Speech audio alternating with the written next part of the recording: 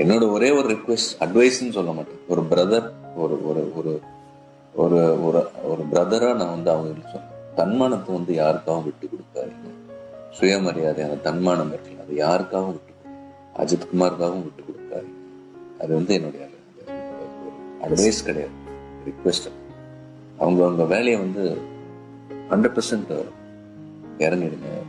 ஆஃபீஸுக்கு போகிறீங்களா இல்லை படிக்கிறீங்களா, அதுல மட்டும் கவனம் செலுத்துங்க. அது மட்டும்தான் உங்களுக்கு ஆகும். அறியாமையை வந்து ஒழிச்சு கட்டுங்க.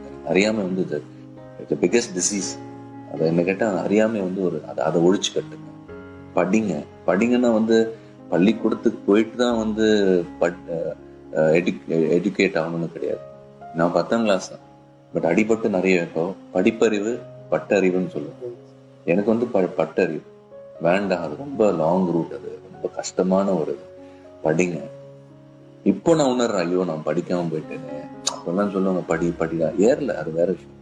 இன்னைக்கு நான் உணர்றேன், படிச்சிருக்கலாமோ, இவ்வளவு வந்து அடிபட்டு வளர வேண்டிய அவசியம் ஏற்பட்டிருக்காது.